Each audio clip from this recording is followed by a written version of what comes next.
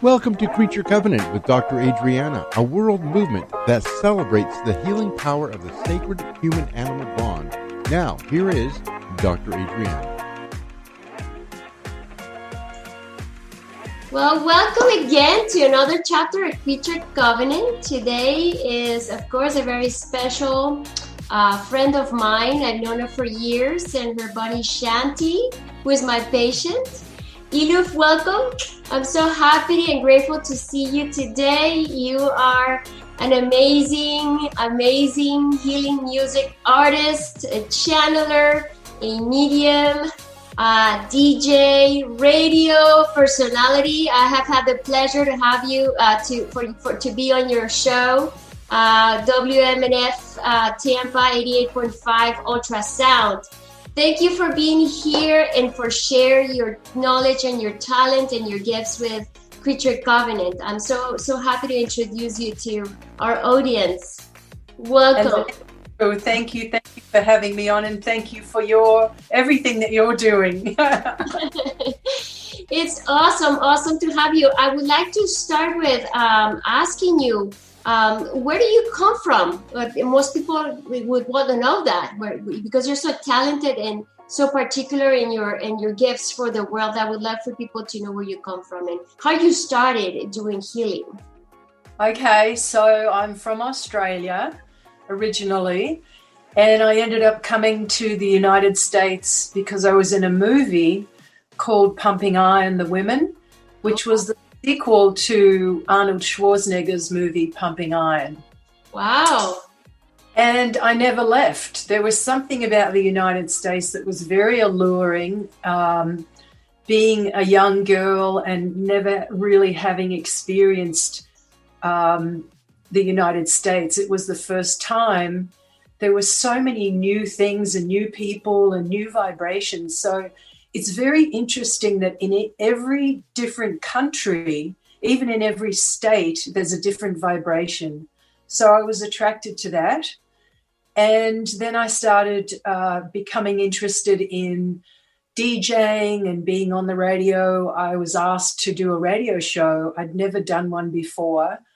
And it all kind of came together where I ended up being a radio DJ and a program director for a radio station in Miami that was the first internet music radio station in the world. Wow. And the story kind of gels because we had a building at that time where we had several floors, and there was a person that came to us and offered us to use and store in our building a sound healing machine. So the whole staff became familiar with this machine, and it was called the Genesis machine, where people lay on the machine and then speakers would output the vibrational frequency of your sound as sound. So you would lay on the bed and people would hear their own vibration outputted as sound. Wow. What an experience and what a discovery for you. And since then, I guess you started studying and getting into the whole, which is so natural because you're a natural healer. I mean, I've been in your sessions and I have been immersed in this beauty and this peace. It's just exhilarating, how sound can actually heal us at such a intimate and deep level. And I've experienced that. It's transforming. So how the love and the light that music can transmit can be applied to healing animals? Okay. So animals receive what we receive, which is the frequency, the vibration of the sound. And when they receive it, it's going through their body like it's going through our body, although different animals can respond to different sounds. So, for example, there were studies done of dogs that were in a kennel, confined, and they were exposed to classical music. And it was, they had all kinds of testing going on where they tested their respiratory, they tested their nervous system, heart rate, all of the testing functions that would lead them to understand that certain sounds were relaxing the animals. So in this case, the dogs were exposed to classical music. And then they ran another test where they weren't exposed to any music. And then they ran a third test where they were exposed to heavy metal music. And it was noticed that with the heavy metal music, that they became anxious. So the vibration and the frequency of different kinds of music will initiate certain responses in the body. So it could be a stress response, or it could be a relaxation response. It could be a fight and flight response, or it could be a calming stillness that starts to come over the animal. And there's another story where a gentleman was in the countryside and he had his guitar, and he went over to a paddock where there was a group of cows maybe half a mile away, and he was sitting at the edge of the paddock, and he started to play his guitar and sing. And he noticed that far away, half a mile is not like really close. So the cows that were previously eating the grass started to lift their heads, and one by one they walked towards him.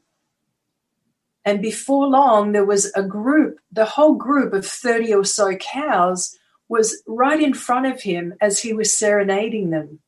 That's amazing. Yeah, and it is very, actually, cattlemen in certain regions of the world actually use music and singing to the cows, and they respond to it, they follow. So it's so amazing how animals respond to human voice too, right? To the human voice, and totally. It's amazing. It's really, and it's so good to know this because I try to incorporate music in my practice, and I work at a very large practice. There's like maybe 10, 11 doctors where I work right now. And when I'm doing surgery, I play music at 528 hertz, which I understand that has healing, calming properties. And I actually, for myself too, I feel like I'm very much in tune what I'm doing. And it's like, I want to make sure that even though that animal is under anesthesia, that is receiving all that healing and that frequency. And if I feel like the outcome and the recovery of those animals that are under anesthesia is much more smoother. And so I always wonder if it's just a coincidence or is really the power of the healing music really helping those animals. So it's very interesting to hear and see that definitely there is because of the experiment that have been conducted, that this actually has a actual scientific foundation as well.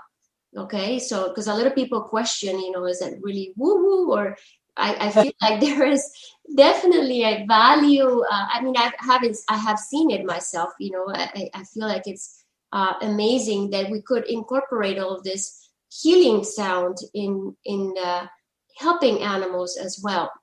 And another part where I tend to incorporate music, and I call it angel music, is like harps and specific type of music and sounds and voices when is the moment of saying goodbyes to our beloved friends, pets, friends. And I always ask permission if the pet parents at that point saying goodbyes would embrace or would welcome have music playing for their animal that is departing. And most people welcome that, and it feels like it adds that we're honoring that moment and adds that peace for both. Like the animals are peaceful and the people there in such a sad moment are also, it seems like it influenced that whole purpose and that to depart in peace, So I have seen that as well, the effect that music has in that even sad moment of our lives when they're departing, or saying goodbyes to our animals. So you mentioned anesthesia, Mm-hmm. and even though the animal is under anesthesia, their higher self is always aware. Oh. So their soul is always there, present in that moment, even though the physical body may be under anesthesia, being operated on. So when you're playing that music, there's an element of soul connection to that animal as well. And going back to the study of the dogs in the kennels, that was done in the Journal of Veterinary Behavior.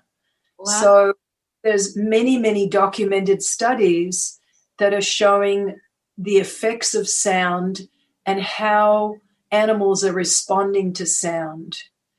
And then you mentioned when you were talking about the end of life, bringing sound in at the end of life is ceremonial. It becomes a ceremony. It becomes a sacred event. And when I'm working with animal patients also that are in the middle of crossing over or at that stage of crossing over, I will often bring my harp, my angel harp, over to the place where the animal is, light a candle, and then sing mantras and allow that transition to become a ceremony, to become a sacred moment in time, a memorable moment in time of beauty. Absolutely. It's so important for people to understand this because we're overwhelmed with sadness in that departure moment.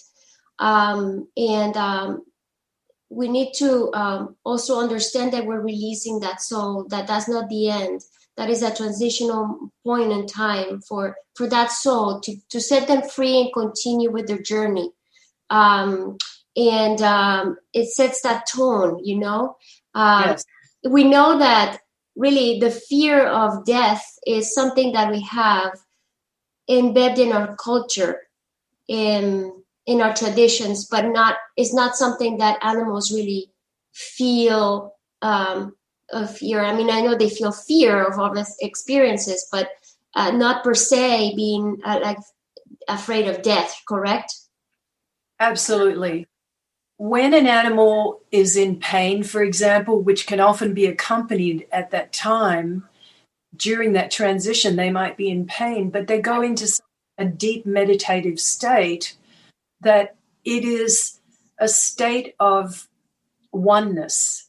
It's a state of where they're not actually experiencing pain as we would perceive it. So our perceptions of what they're going through are based on what we might go through or what we've seen a human go through, for example. For animals, it's a whole different thing. They don't have fear about dying, and they go into a meditative state where they're crossing over.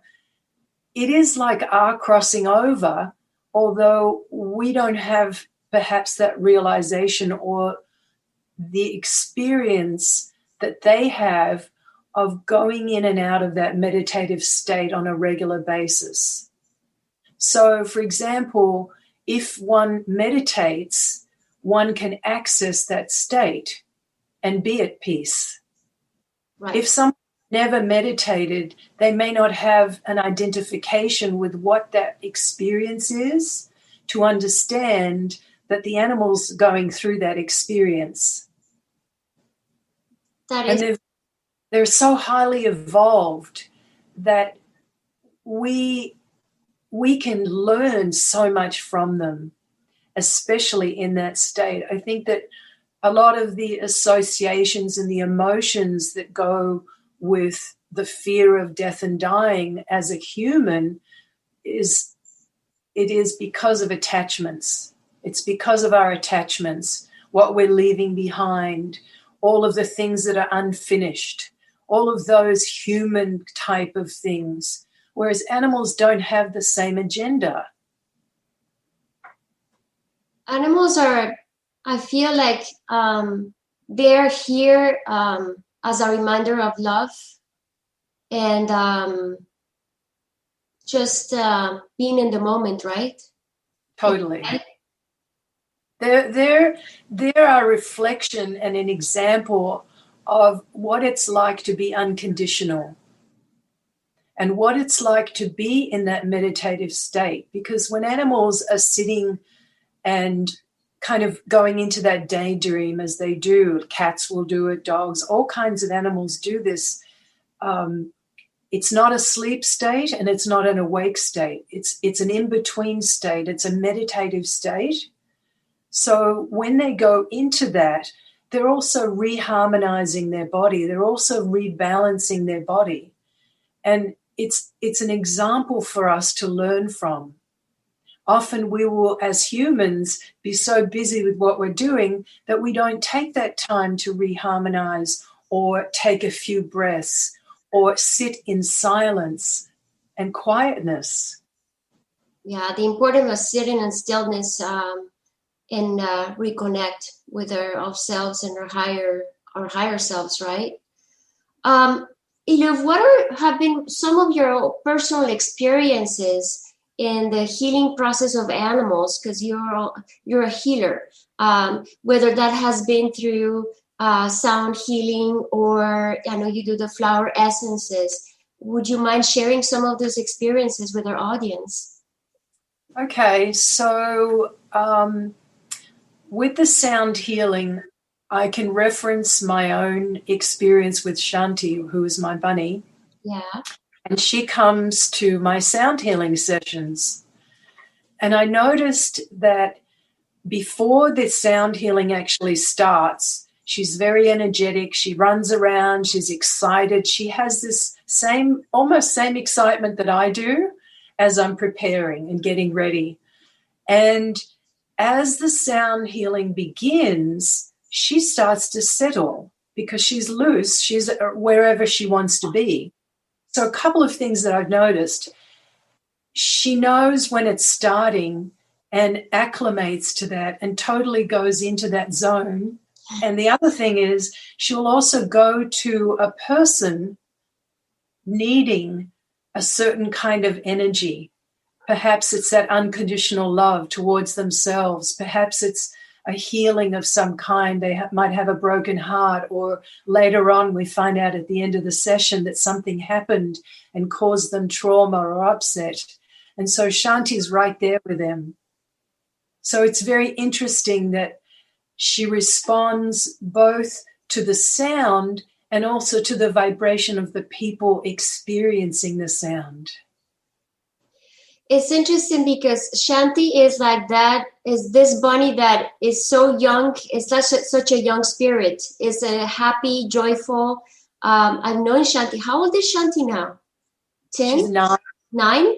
And yeah. And she is this high vibrational energy, free joy. That's what she always, every time I see her, that's what she embodies.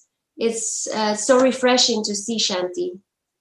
Well, it could be also, we don't know, that her exposure over so many years to so much sound healing maybe have an effect vibrationally on her as far as her youthfulness and her longevity.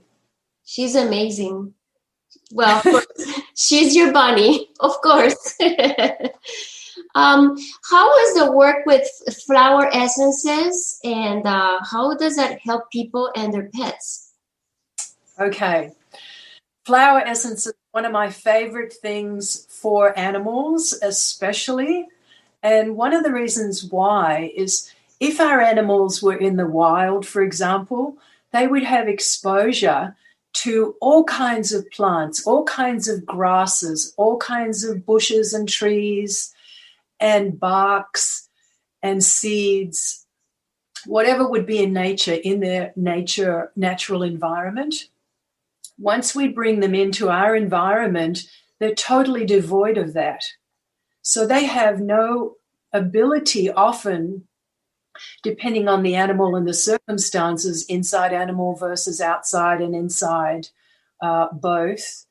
They're devoid of the experience of foraging for themselves, of eating certain plants, or even brushing up against certain flowers where there might be fragrances that are soothing. So I love the flower essences to bring nature back into their environment, to bring nature back in. And I use them not only for certain circumstances, but for general well-being. So there are flower essences that can be used for diminishing the EMF, for example. So in our homes, we have a lot of electromagnetic frequency. Animals are exposed to this out in the nature. They're not exposed to it in the same way. They can ground themselves on Mother Earth. What if you're, 10 stories up in an apartment building and your cat's up there? It can ground itself to the ground, but not literally to Mother Earth. Sure. So for those, that would be one example of everyday use and protection for that animal.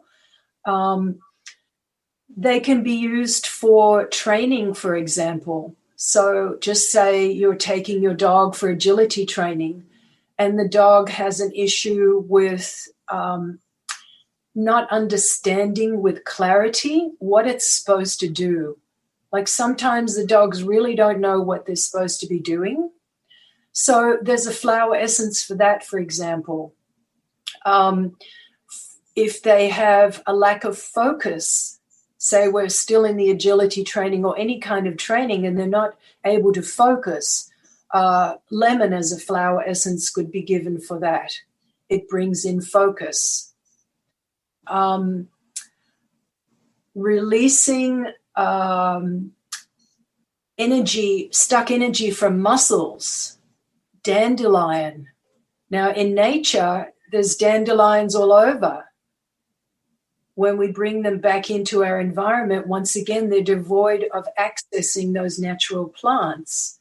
So the flower essences are an easy way to bring nature back into our environment, to help the animals rebalance, to help the animals also in emergency situations. So there are specific remedies that are flower essences for emergencies. There are specific flower essences for situations like coldness in the limbs or hot spots, for example. Hot spots, they could use teasel or jewelweed. And there are various ways that the flower essences can be administered. They can be used orally. They can be put in the animal's water bowl.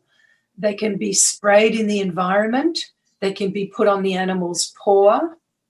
So there's all different ways that the animal could take it in, because sometimes people are concerned about how is the animal going to like the taste or adjust to having this. When for example, in our hospital, where pretty much in every single hospital, I think in this country is, we have to, because of COVID, we have had to do curbside service where only the animal goes in the hospital. And very rarely the parents are admitted, only like in special circumstances when they have to depart, for example, or there's a specific situations where we would have to have them come in. But for the most part, the animal is separated from the owner. And then a lot of times that owner is very stressed about that. And that stress also is transmitted. The animal comes in with a certain stress. And when we go in and with them in the hospital, they're obviously stressed and they don't know what's going on. And how could we help that animal with flower essences? What type of flower essence will be helpful in the spraying or like rubbing to help that animal cope with that stress? So there are specific combinations in terms of stress, because stress is can be emotional, physical, spiritual. True. And often when there's stress, it's combinations of different things. It can be also, there's fear in there. So there is a combination that can be made for separation and the anxiety that comes with that separation. So starting to calm not only the animal, but also the person. So the person can take it and the animal can take it. When I'm working with people who come to me with their animal issues and would like a flower essence session, I will often actually, not me, my guides, and also the animal guides will often suggest that the person take the flower essences as well. Wow, that's amazing. And that makes so much sense because really they are there reflecting back on us, right? A lot of our anxieties and our fears, even our illnesses sometimes, we are so connected and intertwined and sharing energies, and they take a lot of what we are putting out, right?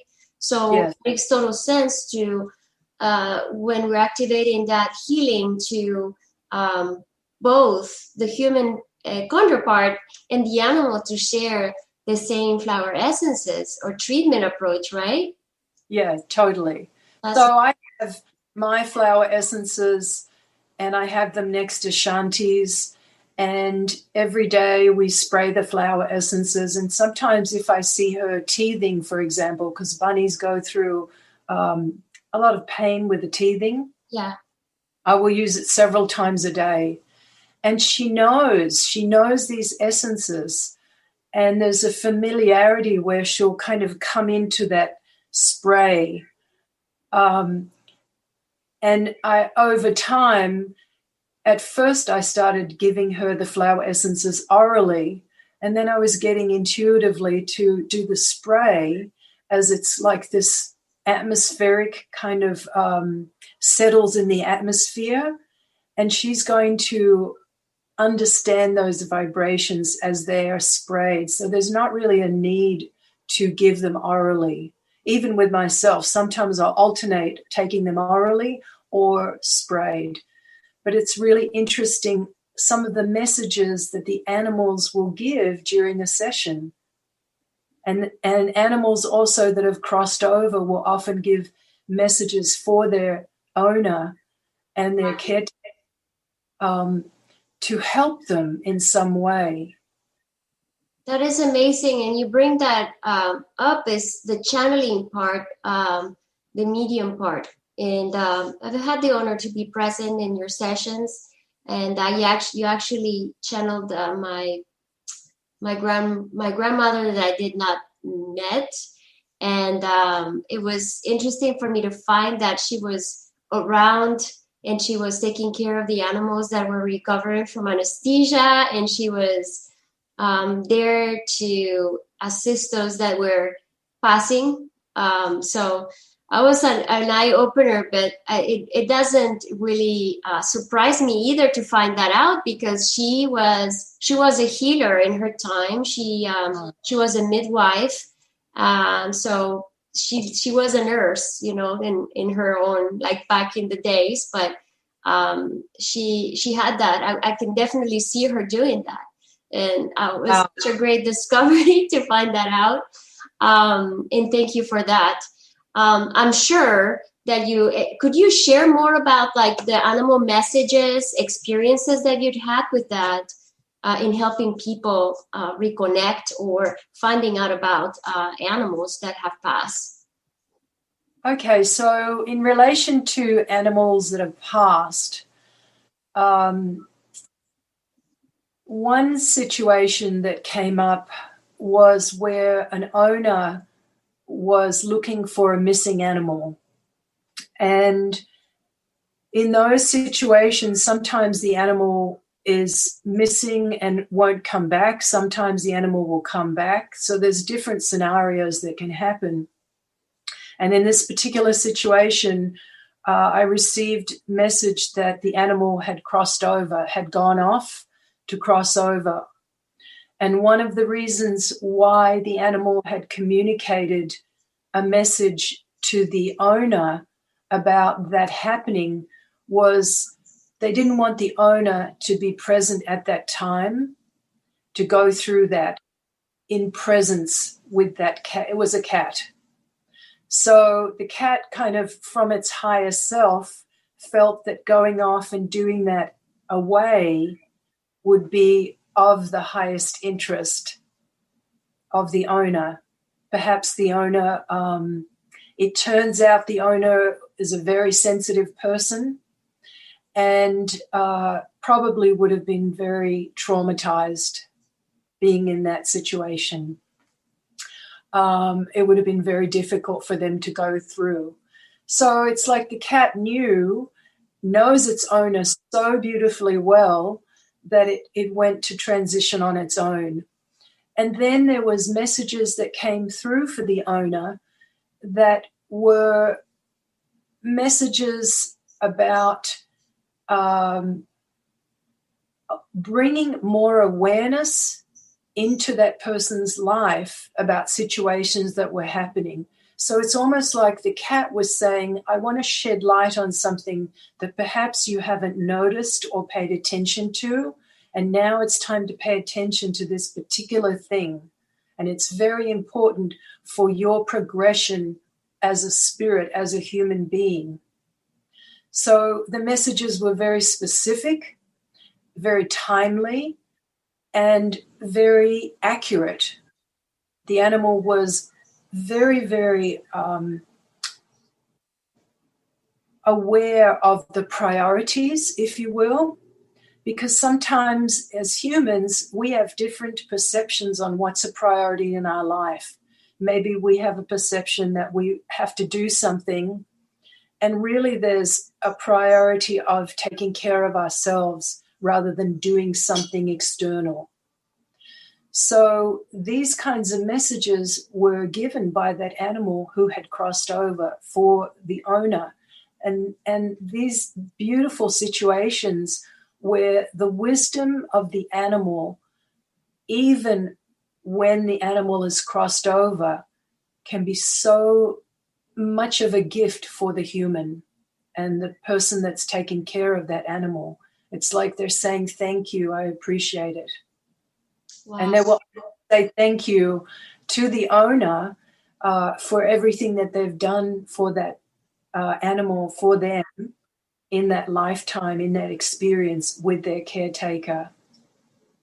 Wow, that's amazing, an amazing experience. And it tells us how much our animals are in tune with what they know.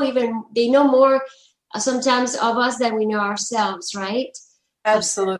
They're so intuitive, and we have that in us too, to be intuitive and to get to know each other deeply, ourselves deeply. But we have to learn to go inside and to recognize that intuition that we all have. That we'll have that natural gift, right? And but not everybody exercises that. And I feel like in our culture, sometimes we're so versed into what's happening around all the time. And then even if we are, oh yeah, I got to meditate and I have to, but it's like becoming like this check mark, right? Meditate, work. And it's not about of just a check mark in our lives, right? It's about of being, right? Embracing that being, whether it is at work, whether it is with the people that we love, whether it is at home, and every single thing that we do, being kind of observers, right, of what's going on, not taking sides, not being judgmental. And I feel like that's what animals are teaching us, right?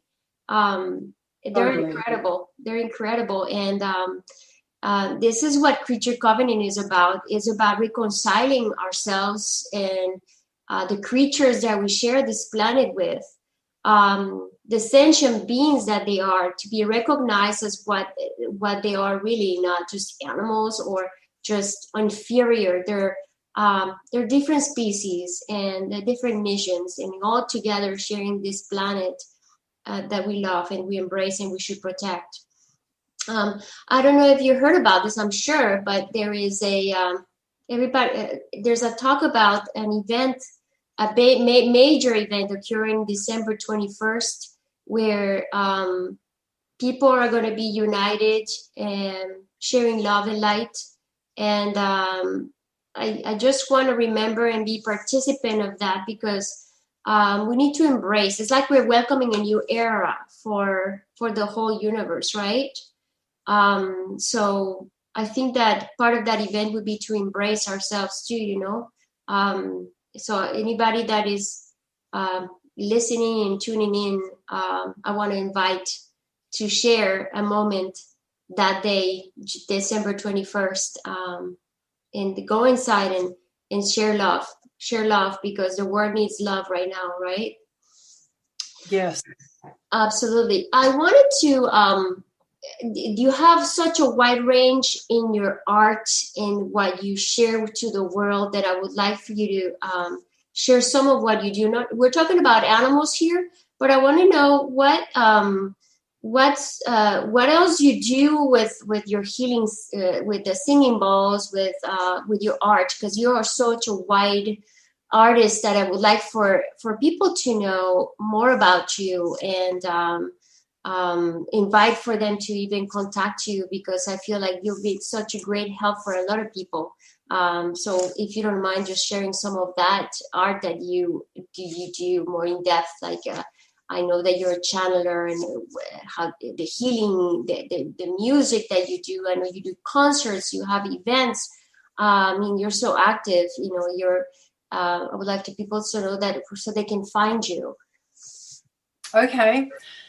So my repertoire, let's call it a repertoire. Accolades. I am a sound healing practitioner. I'm a shamanic practitioner. So in the shamanic world, we're often working with animals and animal guides as part of our healing team, and connecting with animals in that way. And I'm also working with art in the form of mandalas, live mandalas, where people can create mandalas with me during an event, for example. And I create music and guided meditations for healing and relaxation. Which are fantastic, by the way. I love your chakra alignment meditation. I love it. Thank you. Thank you. What else? So I'm an ancestral healing practitioner as well. And with the ancestral healing, as humans, we are carrying ancestral DNA through our generations from our inception on our paternal and maternal side. So many times we carry unresolved experiences that have transferred through our bloodline, and sometimes they will express themselves in a certain generation. Sometimes they skip generations. And working with healing all of these unresolved experiences can be an absolute critical point in healing some undisclosed or unresolved or unknown issues that may be coming up. So sometimes we know what the patterns are, and other times we may not know what is causing us to act in a certain way or not act in a certain way. So it's very helpful for that. So often I'll combine a session with some channeling and direct messages for spirit for that person, and then do some ancestral clearing. And animals can also have some ancestral elements. So, for example, horses that have been bred to race for many generations, that can be an example of where there may be some systemic situations in the horse's history, or dogs that have been bred, or animals that have been bred for certain things, whether it's a rooster or a dog. so they can have issues that can come up, or if a dog or an animal has been abused. And that can be generational. It could be happening from many generations if the owners have had many litters, for example, and it goes on and on and on. That is very important that you bring that up, because I have seen some dogs that are really fearful and very difficult to handle. And then from the standpoint of they have been basically adopted very young, like 6-8 weeks old, they have grown in the best possible environment. They have never been abused, but yet they carry this fear, this anxiety. It makes you wonder if there's something, else more deeper in their DNA that's transpiring, because their environment, they couldn't have asked for a better environment to be, but yet they carry all of these fear and these anxieties, and it makes you wonder about that. Well, it could be two things. It could be that, and it could be also that they're mirroring someone in that family unit. True. So it could be both. Right. It's kind of like the catch-22 situation. I feel like our animal friends choose us. So they'll come into a situation to elevate and heal it. And sometimes it doesn't look like that, because if an owner is being abusive to an animal, that's not looking like a healing situation. But the healing comes from that animal being unconditional, even though it's been beaten up and beaten up and beaten up. The unconditional love is always there on some level. That is true. Wow, that's amazing. Eluv, how can people find you? Because I'm sure there's going to be a lot of questions. A lot of people are drawn to your art and then your healing. So how can people find you? Okay, they can go to eluvmusic.com. And I'm also on Facebook, Music by Eluv on Facebook. And then my radio show is Ultrasounds. And I have a page on Facebook as well. And on Instagram, it's Eluv Music. And on Twitter, it's Eluv Music. So if they search Eluv Music, they'll find me. Find Eluv Music. I totally recommend it. She's amazing. She's an amazing healer, beautiful soul, and it's such an honor to have you and sharing your talent, your knowledge, your wisdom. Thank you, Eluv. Thank you so much. Many blessings. Thank you.